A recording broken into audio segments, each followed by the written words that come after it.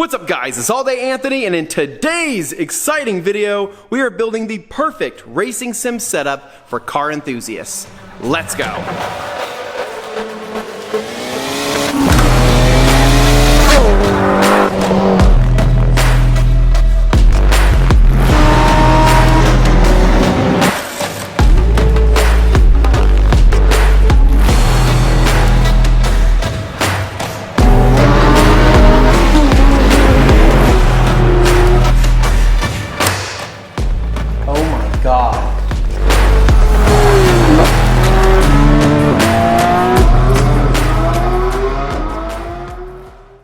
Alright guys, so in today's video we are teaming up with Moza Racing and GT Omega to build what could be, in my opinion, the perfect racing sim setup for car enthusiasts. Now I realize that compared to my usual car content here on the channel that this video may seem a little bit out of left field, so let me give you some context. Now, I've been in racing sim games ever since I was a teenager with games like Gran Turismo, Project Cars, Dirt Rally, Forza Motorsport, and all of the above. But it wasn't until about 3 years ago that I built my very first racing sim cockpit, and needless to say, I've been addicted ever since. Now, as a car enthusiast, racing sims are one of the funnest ways to hone driving skills, learn new track layouts, and drive cars that you may never get to experience in real life. Plus, when you crash, you don't have to suffer the intolerable pain or financial burden that comes with it.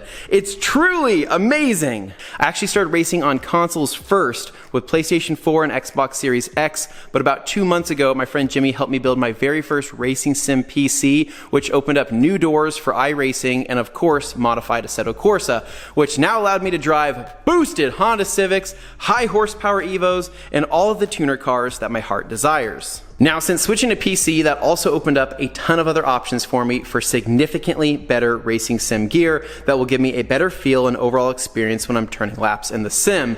Hence why I have this giant mountain of boxes in front of me. So today, we're going to be building the GT Omega Prime Light cockpit and pairing it with the full line of Moza racing gear, including the R12 direct drive wheelbase. After that, we're going to take this setup for a rip, and I'm going to give you my honest thoughts on how it feels in the hands of a car enthusiast. So with that said, we have a cockpit to build, so let's get to the unboxing. All right, so Jimmy has arrived at the party. Jimmy, where do we begin? I have no idea.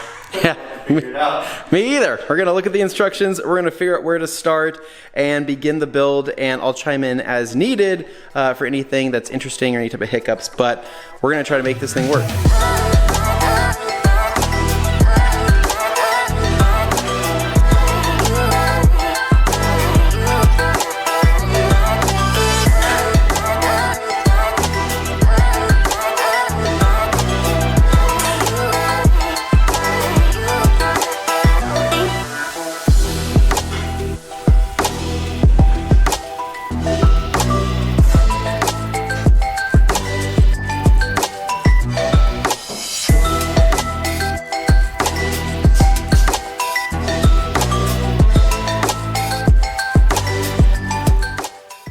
Alright guys, so we just finished up with the last few bits on the GT Omega Prime Light, and good God, is this thing rock solid.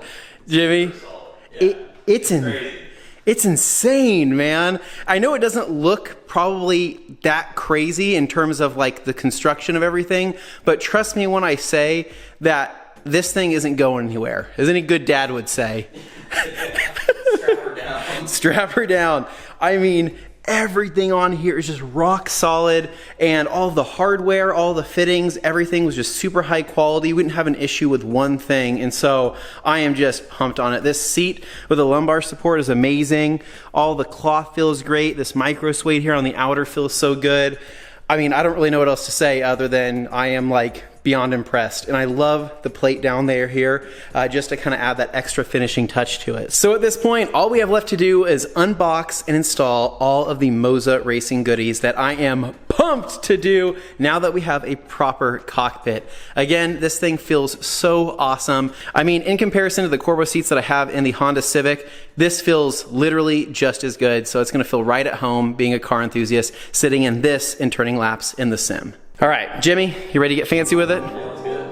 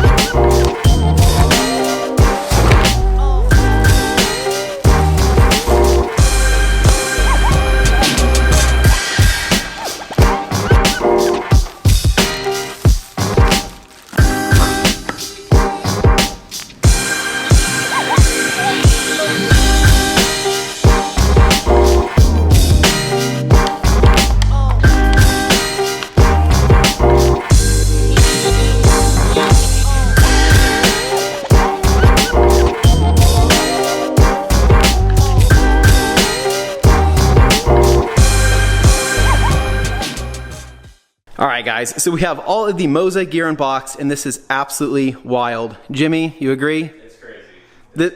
This is pretty nuts. So we have the CRP pedals here. We have the base for the CRP pedals. We have the R12 direct drive wheelbase, which I am so excited to try out. We have the ES wheel with the ES 12-inch mod here. We have the KS wheel that I am beyond pumped for. And of course, we have the notchiest shifter I have ever felt on a simulator ever. Agreed? Yeah, it's compared to the Thrustmaster one that me and you both have. It's crazy. It's insane. Yeah. So first on our list is we are going to get the CRP pedals mounted to the base, and we're going to get it over here onto the cockpit. Then we're going to mount the direct drive, get the shifter mounted and all of that, and get this thing looking cooler than it already looks.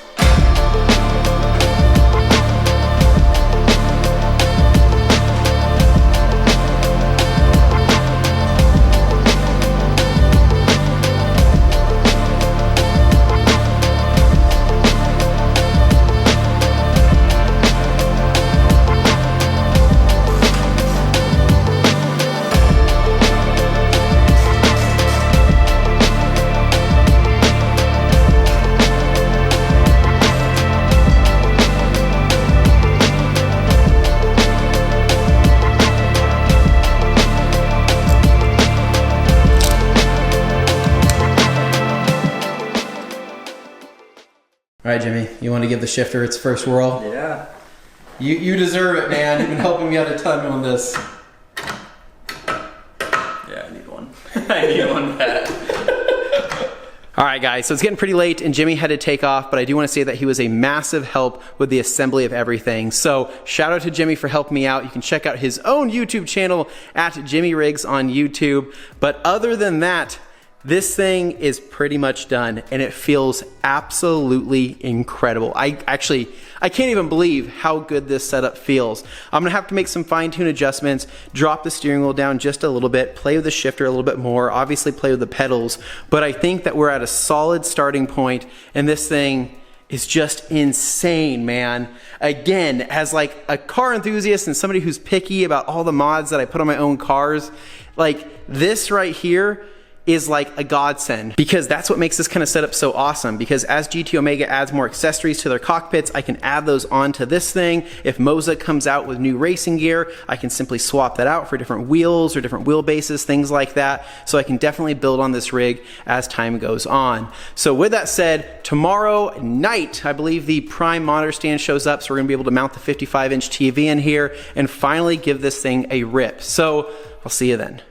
A few moments later.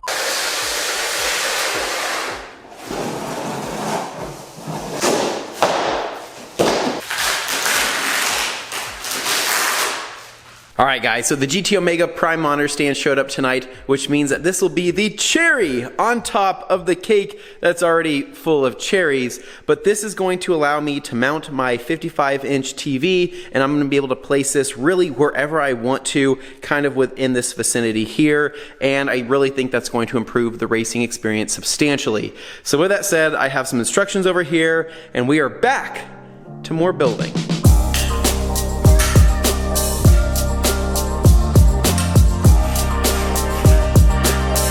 Again, it is that time.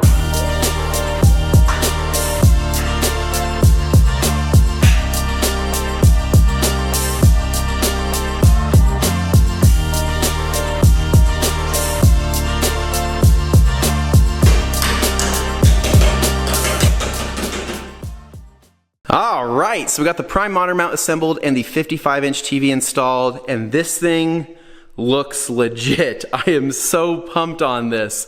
Now, as far as the assembly of the monitor mount goes, I did my best to get some shots, but when it came to mounting the TV, I was really struggling by myself and trying to film. So I grabbed my neighbors, they helped me out, and that portion was just kind of three dudes struggling. So you can kind of see the main gist of it though. A universal backing here that will pretty much mount virtually any size TV or monitor, and this thing is so freaking sturdy, you could hang off of it. So it's a very, very, very nice monitor mount. So at this point, all we have left to do is bring out the PC, wire this thing up, and start it up for the first time.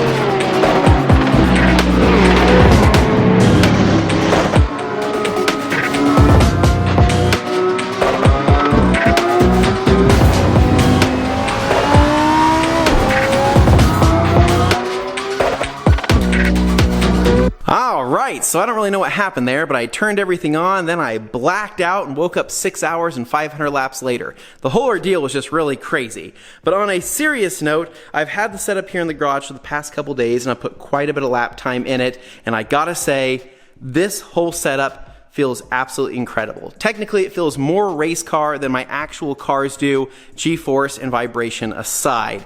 So what I want to do to round out this video is go over things one last time and give you guys my final first impression review on all of the individual bits. This is a 55-inch TV here. I could go significantly bigger with this monitor stand with no issues at all whatsoever. I mean, this is the starting point here in which if you wanted to build a 3-screen stand or a 4-screen stand, you would do it all here off of this base starting point and just build off of that.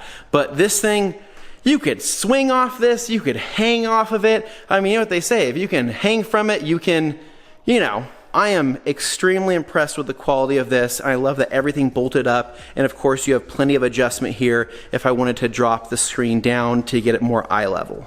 Alright, so moving to the Moza gear, this was a massive step up for me from going from a belt-driven wheelbase to a direct drive wheelbase, and good God, is there a difference. You have significantly more feedback and more detail in the road. All of the rumble, all of the road textures, and all of that really does translate significantly better to a direct drive unit. Now Moza does make several different versions of this. They have like the R5, they have the R9, they have the R12, this one right here, and then they have, I believe, the R21. I mean, you can have it go to where it's pretty damn strong, but I feel like this R12 is the sweet spot for a car enthusiast. I mean, you shouldn't be fighting the dang car to be able to enjoy driving it on the sim. You should be able to have it feel somewhat realistic, and I feel like the R12 is something that kind of gives you that feel. So yeah, I'm in love with that, and I love how solid everything feels. The quick release here, I mean, this thing mounted to the GT Omega, oh my God, it is, dude, it's solid. It feels amazing. Now for the wheel, this is the ES wheel. This is their entry-level wheel that has the 12-inch wheel mod on it. It was pretty easy to do. A couple screws here, pops right off, and you're able to replace it with this larger, rounder wheel. And I think that this feels pretty good. It's pretty clicky. It leaves a little bit to be desired on like the clickiness and maybe some of the buttons, but for the most part, it's better than anything I was rocking previously, and I think it's something to kind of get my feet wet here within the direct drive. So I really dig it with the 12-inch mod.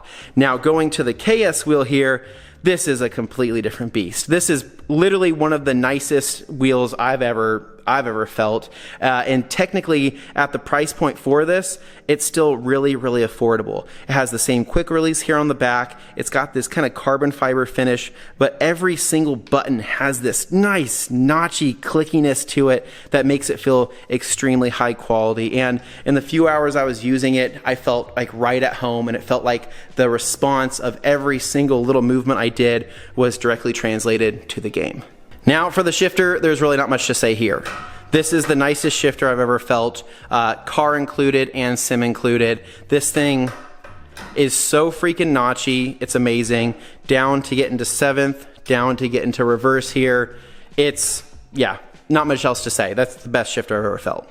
Now, as far as the CRP brake pedals go, I don't even really know where to begin with these. These are an absolute beast. They're more pedal than what I actually need, and there's so much adjustment on these that it's kind of overwhelming.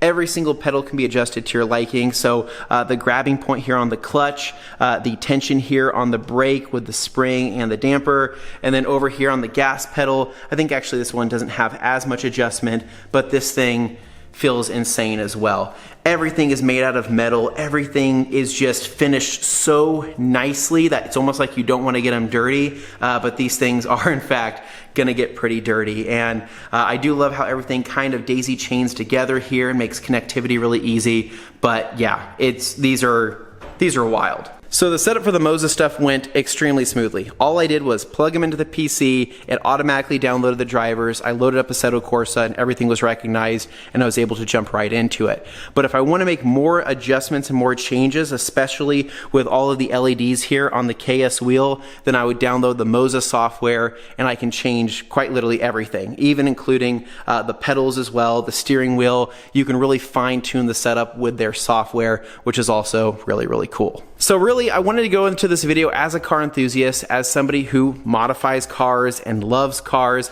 and I wanted to see how good that this kind of setup could feel in comparison to a lot of entry setups out there, and see if I can kind of direct people to jumping into the right thing the first time around, because I genuinely think that starting out, or at least trying something like this, will completely change your perspective on sim racing, and it may or may not get you hooked, or it may or may not cause a lot of financial problems in your life, but regardless, you're gonna have an absolute blast. If you guys enjoy my content, you guys enjoy this video, maybe you love seeing the car content, or maybe you do enjoy seeing me build a racing simulator, please, please, please make sure to give me a big thumbs up, subscribe down below for more, and happy racing.